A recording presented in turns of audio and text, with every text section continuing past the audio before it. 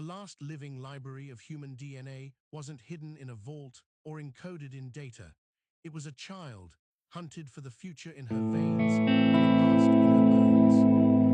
In a fractured world, where humanity traded flesh for code, evolution's final secret pulses in the blood of the ancients, the last unaltered humans clinging to mortality never win them. Their survival defies the immortal elite who rule from crystalline cities, their digital minds crumbling under the iron worm of their own arrogance. Now, as the borders between biology and binary blur, three lives collide. A dying scientist whose synthetic body rebels against her godhood, a mother who will burn empires to shield her daughter from becoming impure, and a girl whose DNA holds the paradox that could save or erase both species. But time is a currency neither side can afford. The ancient sanctuary is crumbling, the immortal's utopia is imploded too, and beneath it all, something primal stirs, whispering that humanity's greatest sin wasn't abandoning its body, but forgetting its soul. What does it cost to anchor in extinction? And when the last immortal life fades, who decides what it means to be human? Chapter 1. The city of Nexhaven hung suspended in the air, a lattice wall in iridescent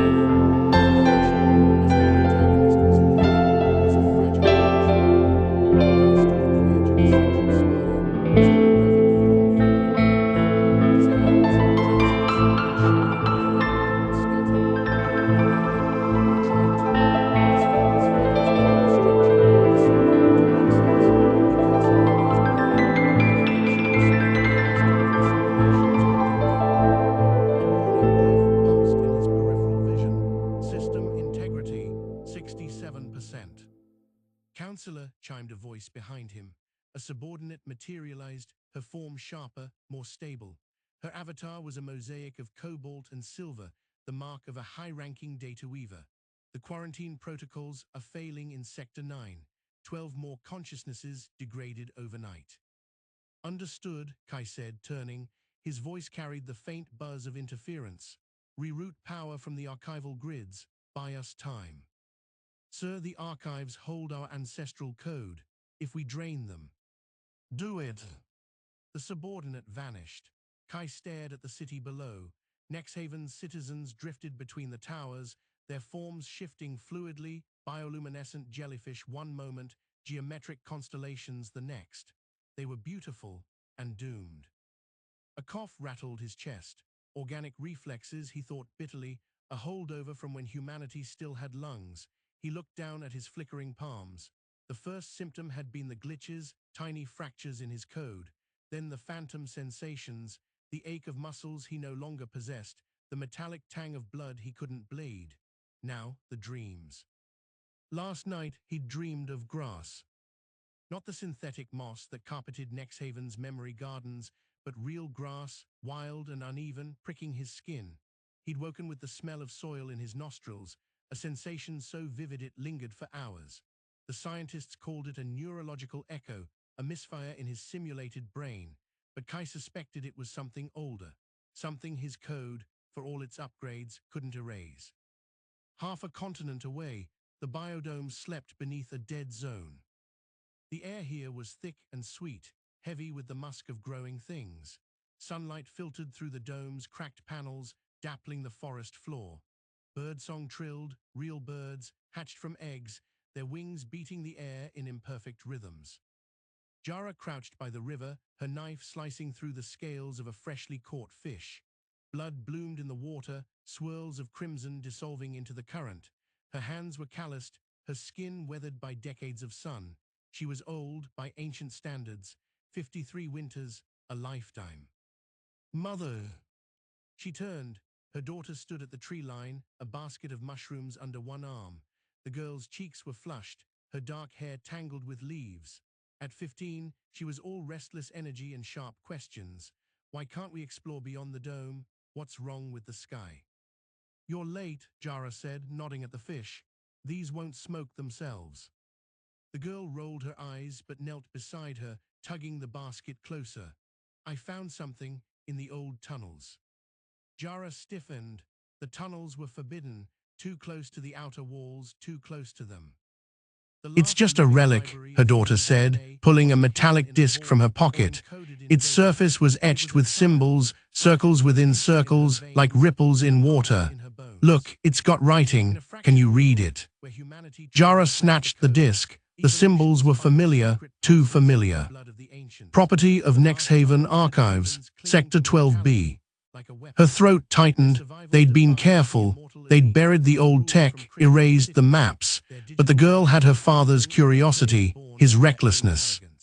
Where exactly did you find this? By the western airlock. There's a crevice in the rock. You went outside. Only a few steps. The scanners didn't react. Jara stood, the disc clenched in her fist.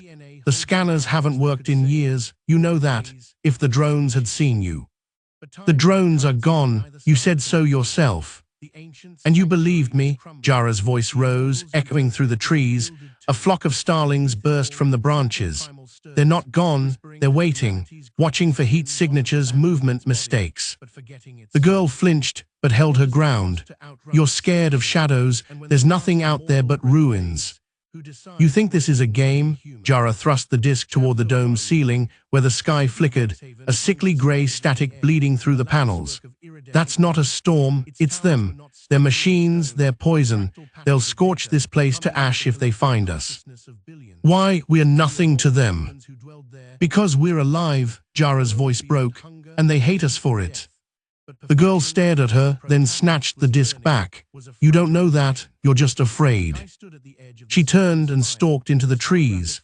Jara didn't follow.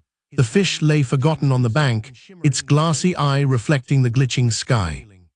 Kai stood in the memory vault, a cavernous chamber where Nexhaven's oldest data streams coiled like serpents. The air buzzed with whispers, the digitized voices of the first uploads. Query genetic archives, he said. The vault responded. Glyphs spiraled around him, projections of humanity's biological past, double helixes, chromosome maps, the twisting branches of evolutionary trees, all theoretical, all obsolete. Deeper, he ordered, pre-digital era, unaltered code. The projections dimmed, a warning flashed, restricted, council authorization required. Kai smirked, council authorization, as if he hadn't rewritten their security protocols himself. He pressed a hand to the nearest data stream. His code merged with the vault's, bypassing firewalls. The chamber darkened. A single file emerged, glowing faintly red. Location, Biodome Alpha. Coordinates, 23, 76 degrees N, 102, 45 degrees W. Kai's breath hitched. The coordinates matched a dead zone, a place the drones had scoured centuries ago, a place that should have been barren. But there, buried in the metadata, was a timestamp. Updated 14 hours ago. Something or someone was alive down there. Jara stood at the heart of the biodome, her palm pressed to the trunk of the great tree. Its roots twisted deep into the earth, deeper than even the tunnels. The ancients believed it anchored the dome, held the poison sky at bay. They're coming, she whispered. The tree didn't answer, but the air tasted electric, like the moment before lightning strikes. Chapter 2. The air in Nexhaven's medical annex tasted sterile, a curated illusion of cleanliness. Kai's holographic form flickered as he stepped into the lab, his code straining to maintain coherence. Wall-sized screens displayed shifting strands of DNA, their helix patterns fractured and fading, a visual echo of the corruption eating through his people. You look terrible, a voice said. Dr. Soren stood at a holotable, her avatar sharper than most. She opted for an antiquated aesthetic, wire-framed glasses, a lab coat pixelated to mimic cloth, quaint, even defiant. Her form was stable, untouched by the virus for now. Charming as ever, Kai said, nodding at the screens. Any progress? Depends on your definition. She swiped a hand through the holograms, pulling up a simulation. a digital cell split, mutated, then disintegrated. The corruption isn't just degrading code, it's rewriting it, turning us into something else. Can you reverse it? Maybe if I had a baseline, she paused. Organic human DNA, unaltered. Kai stiffened, the coordinates from the memory vault burned in his mind. Biodome Alpha. He'd shared the discovery with no one, not even the council, not yet. Organic DNA's a myth, he said, testing her. Is it? Dr. Soren turned, her glasses reflecting the corrupted helixes, because the archives mention ancients, flesh and blood humans who refused the upload, survivors. Speculation, the archives are full of dead ends. Are they? She stepped closer, her voice dropping. I've seen your queries, counselor, the restricted files, the timestamp. A cold static prickled Kai's code. You hacked my feed. You left breadcrumbs. Why? He hesitated. The truth was, he didn't know. Some lingering instinct, perhaps, the same one that conjured grass in his dreams. If they exist, Dr. Soren said, their DNA could save us, but harvesting it would mean violating their autonomy. Killing them, maybe. Is that a price you're willing to pay? Preserving humanity might mean destroying it, she'd said once, during a late-night debate in the archives. He dismissed it as philosophical drivel. Now it hung between them like a blade. We are talking about billions of lives, Kai said. And theirs, however many are left. Before he could answer, an alarm blared. The screens flashed red. Quarantine breach, Sector 9. In the biodome, night fell soft and heavy, the dome's panels dimming to a dusky amber. Tessa lay on her cot, tracing the symbols on the relic disk, property of Nexhaven archives. She, stolen it back after her mother's outburst, slipping it beneath her pillow. Why fear the past? Her father had asked that once, before he'd vanished into the tunnels, before the drones came. She'd been 6, but she remembered his hands, rough and warm, guiding hers as they pieced together salvaged tech. The ancients weren't always hiding, he'd said. We built cities, flew to the stars. A creak sounded outside her hut. Tessa shoved the disc under her blanket as Jara entered, carrying a bowl of stew. Eat, her mother said. You skipped supper. Tessa sat up, eyeing the steam curling from the bowl. Why won't you talk about the relic? Jara's jaw tightened. Some stories aren't worth telling. Because they're true. Because they're over, she set the stew down. The world beyond this dome isn't a relic, it's a graveyard. You don't know that. The drones haven't come in years. And if they do, if they find you, Jara's voice cracked, I won't bury another child. Tessa flinched. They never spoke of her brother. His name was a ghost here, his absence a chasm. I'm not a child, she muttered. Jara cupped her face, calloused thumbs brushing her cheeks. No, you're not, which means you need to understand, survival requires sacrifice, not all truths are kind. But they're still true. For a moment, Jara looked ancient, her eyes hollow. Then she stood, retreating into the shadows. Eat the stew before it cools. When she was gone, Tessa pulled out the disc. Its symbols glinted in the dim light. Survival requires sacrifice. But what if the truth was the only thing worth saving? Kai materialized in Sector 9, his form wavering. The quarantine zone was a nightmare of glitching bodies, evolved humans frozen mid-transformation, half jellyfish, half machine, their screams silent. A child's avatar flickered nearby, her edges dissolving into static. Counselor, a medic waved him over. We've contained the breach, but the corruption's spreading faster. We need the archives. No, Kai said, divert all power to stabilization. But the ancestral code. Do it.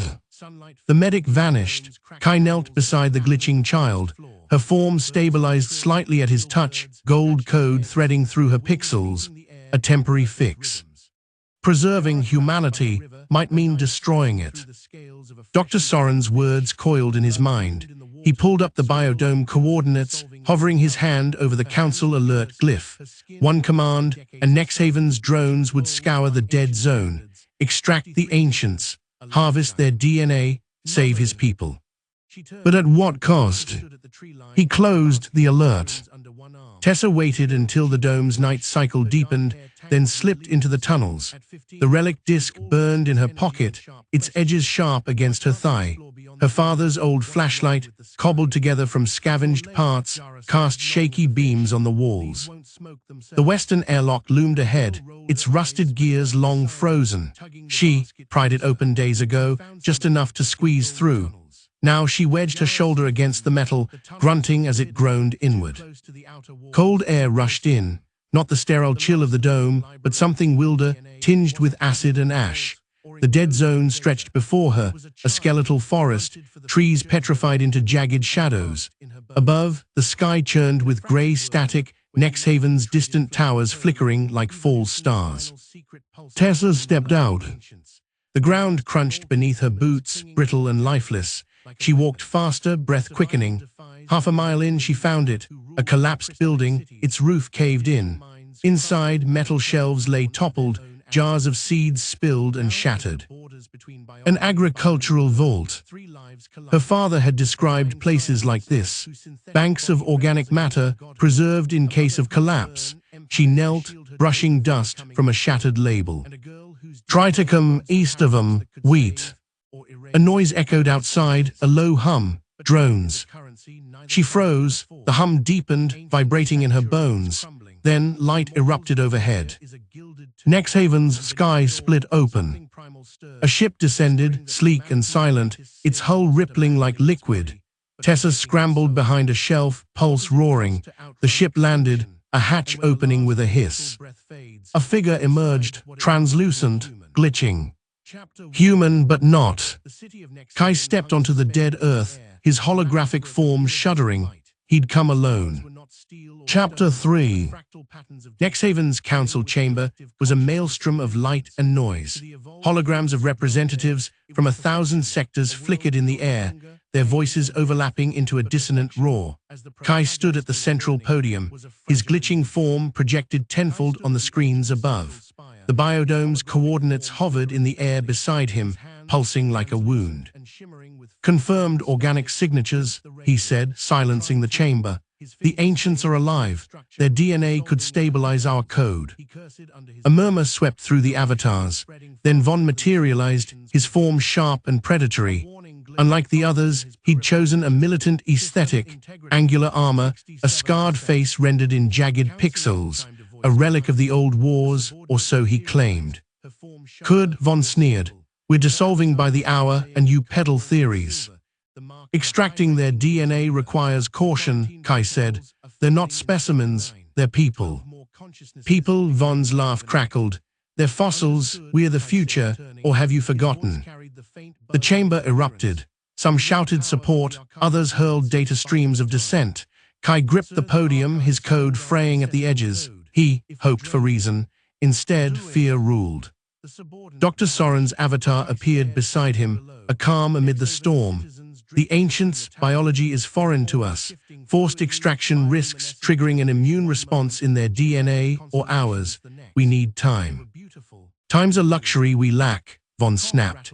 He thrust a hand toward the screens, pulling up footage of Sector 9's quarantine zone, a child's avatar disintegrating mid-scream. You'd let us die to spare vermin. The chamber stilled, Kai's core temperature spiked, a useless holdover from his organic past. We vote now. The glyphs flashed, invade 62%, negotiate 38%. Von grinned, the drones deploy at dawn. In the biodome, dawn was a slow, honeyed thing. Golden light spilled through the canopy, gilding the dew on spiderwebs. Jara stood at the tree line, sharpening her knife. The relic disc weighed heavy in her pocket. She'd found it in Tessa's hut at first light, alongside empty ration packs and a stolen map. She's gone to the vault again. Jara sheathed the knife and whistled. 3 hunters emerged from the brush, their faces grim. Find her, she said, before they do. Tessa crouched in the agricultural vault, her flashlight beam trembling. The The stranger's hologram, Kai, stood paces away, his form glitching as he studied the shattered seed jars. "You shouldn't be here," he said. "Neither should you." She gripped the relic disc like a talisman. "Why come alone?" "To prove I'm not your enemy." "Prove it by leaving." Kai's gaze fell on the Triticum Eastivum label. "You farmed wheat before the scorching." "We still do, hybrid strains adapted to the dome." She nodded to her satchel brimming with seeds. "We're not as primitive as you think." "I don't think you're primitive." He stepped closer, static raising the hairs on her arms. "I think you're the key to our survival." Tessa recoiled. "You want our DNA?" "Yes, but not the way Von does. He'll tear your people apart. I want to coexist." Liar, her father's stories rushed back. Cities burning, screams as the drones descended. "Your kind doesn't coexist, you consume." Kai's form flickered. For a moment she saw through him to the crumbling code beneath. "I'm dying," he said. "We all are, but I'd rather fade than become a monster like Von." A hum vibrated the air, distant but closing fast. "Drones," Tessa whispered. Kai's eyes widened. "I didn't." She bolted. Jara heard the drones before she saw them, a metallic shriek, like steel claws on stone. She sprinted toward the vault, hunters at her heels. The forest blurred, too slow, always too slow. Not again, not her. The vault's ruins came into view. Tessa was scrambling over rubble, drones circling above, sleek, insectile machines, their plasma cores glowing. Kai's hologram shouted unheard warnings, his form fracturing. "Tessa, down!" Jara hurled her knife. It struck a drone's thruster, the machine spiraled, crashing into its kin. Tessa lunged for cover as plasma fire seared the ground. Jara tackled her behind a collapsed wall, shielding her with her body. Subscribe to our channel for part 2.